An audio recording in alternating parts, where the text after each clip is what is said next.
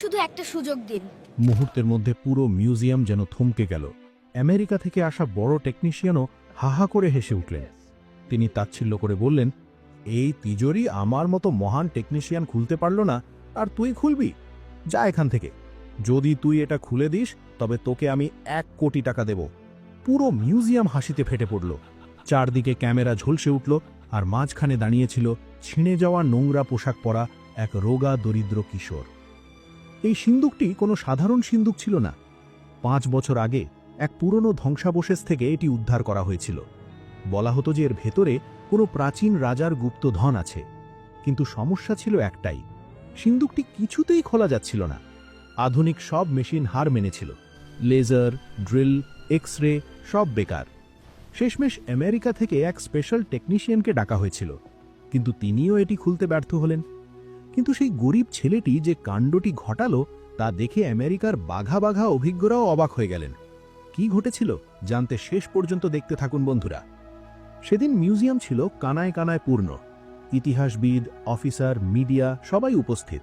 আর এক কোণে দাঁড়িয়েছিল আরব, এক সামান্য ঝাড়ুদার কর্মচারীর ছেলে। তার বাবা মিউজিয়ামের রাতের শিফটে ঝাড়ু দেওয়ার কাজ করতেন। আরব প্রায়ই তার বাবার সাথে চলে আসত। সে চুপচাপ এক কোণে বসে পুরনো জিনিসগুলো দেখত। আজও সেটাই হচ্ছিল।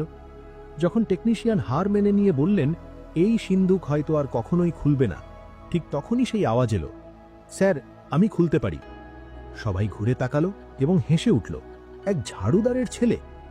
গার্ডরা তাকে সরাতে এলো, কিন্তু ছেলেটার চোখে কোনো ভয় ছিল না, ছিল কেবল আত্মবিশ্বাস।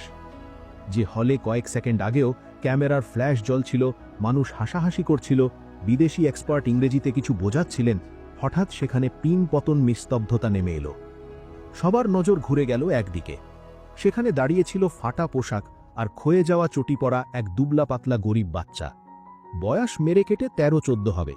রোদে পোড়া চেহারা, উস্কো খুস্কো চুল, কিন্তু তার চোখ দুটো ছিল একদম স্থির।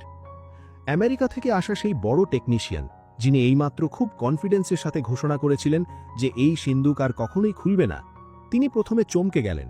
তারপর তার মুখে বিদ্রূপের হাসি ফুটে উঠল। গলায় ঝোলানো নিজের দামি আইডি কার্ডটা আঙুলে ঘোরাতে ঘোরাতে তিনি বললেন, এটা আমার মতো মহান টেকনিশিয়ান খুলতে পারল না, আর তুই এটা কি খুলবি রে? ভিড়ের মধ্যে হালকা হাসির গুঞ্জন ছড়িয়ে পড়ল। কিছু সাংবাদিক তাদের ক্যামেরা ছেলেটার দিকে ঘুরিয়ে দিলেন, যেন নতুন কোনো তামাশা শুরু হতে যাচ্ছে। কিছু অফিসার বিরক্ত হয়ে বিড়বিড় করে উঠলেন, সিকিউরিটি কোথায়? এই বাচ্চাকে এখানে কে ঢুকতে দিল? গার্ডরা তাকে সরানোর জন্য এগিয়ে গেল, কিন্তু বাচ্চাটি নিজের জায়গা থেকে নড়ল না। তার গলার স্বর কাঁপছিল না। সে আবার বলল, স্যার, যদি আপনারা আমাকে একটা সুযোগ দেন, আমি এই তালা খুলতে পারি। যদি না খুলতে পারি তবে আমাকে বের করে দেবেন, কিন্তু একবার অন্তত চেষ্টা তো করতে দিন। একজন অফিসার রেগে গিয়ে বললেন, এটা কোনো খেলা নয়, এটা জাতীয় সম্পদ। 5 বছর ধরে সারা বিশ্বের এক্সপার্টরা এর পেছনে লেগে আছে।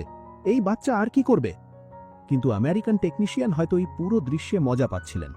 তিনি হেসে এগিয়ে এলেন, ছেলেটির কাঁধে হালকা চাপড় দিয়ে বললেন, চল ঠিক আছে হিরো, একটা কাজ করি। যদি তুই এটা খুলে দিস তবে আমি তোকে 1 কোটি টাকা দেব। 1 কোটি, ক্যাশ নয়, চেকে দেব, ঠিক আছে? তিনি হেসে হেসে পেছনে ঘুরে জনতার দিকে তাকালেন, যেন কোনো সার্কাসের খেলা শুরু করতে যাচ্ছেন। হাসির স্বর আরও জোরে গর্জে উঠল। আরও কিছু মোবাইল ক্যামেরা উঠে গেল। কেউ ফিসফিস করে বলল, যদি খুলে দেয় পরে বলে দেবে মজা ছিল। কেউ বলল, চলো দেখি বাচ্চাটা কি নাটক করে। হলের ঠিক মাঝখানে মোটা লোহার রেলিংয়ের পেছনে এক বিশাল কালো ধাতব সিন্দুক রাখা ছিল। চারদিকে লাল ভেলভেটের দড়ি, সিকিউরিটি গার্ড, সিসিটিভি ক্যামেরা। সেই সিন্দুকের গায়ে পুরনো রাজবংশের এক নিশানা খোদাই করা ছিল, একটা সিংহ, একটা তলোয়ার আর অদ্ভুত কিছু প্রতীক বা সিম্বল। এই সিন্দুকটি সত্যি সাধারণ ছিল না। 5 বছর আগে শহর থেকে দূরে এক পুরনো ধ্বংসাপ্রায় প্রাসাদের খনন কার্যের সময় শ্রমিকরা মাটির নিচ থেকে এই ভারী লোহার বাক্সটি পেয়েছিল। এর চারদিকে পাথরের দেওয়াল এমনভাবে গাঁথা ছিল যেন কেউ ইচ্ছে করে এটাকে লুকিয়ে রেখেছিল। যখন ক্রেন দিয়ে সেটাকে তুলে বাইরে আনা হলো, তার ওজন দেখে সবাই দঙ্গ হয়ে গিয়েছিল। পুরনো নথিপত্র থেকে জানা গিয়েছিল যে এটি কোনো প্রাচীন রাজার গুপ্ত সিন্দুক হতে পারে, যার ভেতরে হয়তো গুপ্ত ধন আছে অথবা কোনো গোপন রহস্য।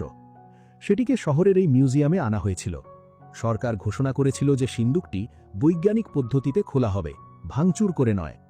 ভেতরে যাই থাকুক তা ইতিহাসের সম্পদ। কিন্তু মুশকিল হল, সিন্দুকটি কিছুতেই খোলা যাচ্ছিল না।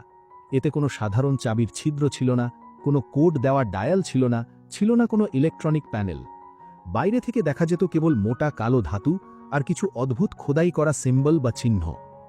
এত বছর ধরে দেশের অনেক শীর্ষ লকার এক্সপার্টদের ডাকা হয়েছে। কেউ লেজার দিয়ে স্ক্যান করেছে, কেউ বা আল্ট্রাসনিক মেশিন লাগিয়েছে, কেউ বা এক্স-রে দিয়ে ভেতরে উকি দেওয়ার চেষ্টা করেছে। কিন্তু সিন্দুকটি তার কোনো রহস্যই উন্মোচন করেনি। ড্রিল মেশিনগুলো এর ধাতুর ওপর চলতে চলতে গরম হয়ে যেত, কিন্তু ভেতরে ঠুকত না। মনে হচ্ছিল সিন্দুকটি বানানোর সময় এমনভাবেই ডিজাইন করা হয়েছিল যেন আধুনিক কোনো পদ্ধতি একে ভাঙতে না পারে।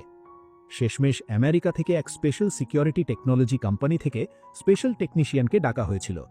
মিউজিয়ামের দেওয়ালে লাগানো পোস্টারেও তার পরিচয় লেখা ছিল, বিশ্বের সবচেয়ে জটিল সিন্দুক খোলার বিশেষজ্ঞ। আজও তিনি ফ্লাইটে করে এসে মিডিয়ার সামনে এই সিন্দুক খোলার চেষ্টা করছিলেন। তিনিও মেশিন লাগালেন, সেন্সর লাগালেন, ভাইব্রেশন অ্যানালিসিস করলেন, কিন্তু ঘণ্টার পর ঘণ্টা পরিশ্রমের পর তিনিও হার মেনে নিলেন। তিনি মাইক হাতে নিয়ে বললেন, এই সিন্দুক হয়তো আর কখনোই খুলবে না। আসল চাবি বা গোপন জ্ঞান ছাড়া এটি খোলা প্রায় অসম্ভব। এই অসম্ভব মুহূর্তের মাঝেই কোণে দাঁড়িয়ে থাকা ছেলেটি এগিয়ে এলো। তার নাম আরব। সে মিউজিয়ামের কোনো কর্মচারী ছিল না, কোনো দর্শনার্থীর সাথেও আসেনি। সে ছিল ঝাড়ুদার মোহনের ছেলে, যে এই মিউজিয়ামে রাতের বেলায় পরিষ্কার পরিচ্ছন্নতার কাজ করতেন। যখন সবাই চলে যেত তখন মোহন ঝাড়ু, মপ আর ডাস্টবিন নিয়ে প্রতিটা হলে ঘুরে বেড়াতেন। অনেক সময় রাতে ফিরতে দেরি হলে আরবও তার সাথে আসত, কারণ বাড়িতে একা থাকতে তার ভালো লাগত না। ছোটবেলা থেকেই আরব এই মিউজিয়ামের দেওয়াল, মূর্তি, পুরনো তলোয়ার, মুদ্রা আর ছবিগুলোকে অন্য নজরে দেখত। যখন তার বাবা ঝাড়ু দিতেন, সে কোণে বসে পুরনো জিনিসগুলোর গায়ে লেখা ছোট ছোট বোর্ড পড়ার চেষ্টা করত। মাঝে মাঝে গার্ডরা তাকে ধমক দিত, এসব ছোবে না। কিন্তু তার চোখ প্রতিটি জিনিসকে একজন পর্যবেক্ষকের মতো দেখত। প্যাটার্ন, সিম্বল, শেপ, তালা, কবজা। আরেকটা অদ্ভুত ব্যাপার ছিল, আরবের দাদু, যিনি এখন আর এই পৃথিবীতে নেই, প্রায়ই বলতেন, আমরা একসময় রাজার লোক ছিলাম। ছোটবেলায় আরবের কাছেই সব কথা গল্পের মতো লাগত, যেন দাদু ফালতু বড়াই করছেন। কিন্তু দাদু যা কিছু বলতেন তাতে এত খুঁটিনাটি বিবরণ থাকত যে সে মাঝে মাঝে ভাবনায় পড়ে যেত। যেমন দাদু বলতেন, আমাদের পূর্বপুরুষরা তালা বানাতেন, এমন তালা যা কেউ খুলতে পারে না, আবার এমনও তালা যা কেবল ইচ্ছাশক্তি দিয়ে খোলা যায়। রাজাদের খাজানা রক্ষার দায়িত্ব আমাদের প্রজন্মের ওপরই ছিল। যখন দাদু মারা গেলেন, এই কথাগুলো বাতাসে মিলিয়ে গেল। কিন্তু একদিন মিউজিয়ামের পিছনের অংশে, পুরনো লাইব্রেরির স্টোর রুমের মতো একটি ঘরে, যেখানে ভাঙা চেয়ার, পুরনো বাক্স আর নষ্ট পোস্টার রাখা ছিল, সেখানে আরব অদ্ভুত কিছু খুঁজে পেল। সে তার বাবার সাথে রাতের শিফটে এসেছিল। তার বাবা এবং অন্য একজন ঝাড়ুদার সেই ঘরটি পরিষ্কার করছিলেন। সবাই চলে যাওয়ার পর আরব চুপ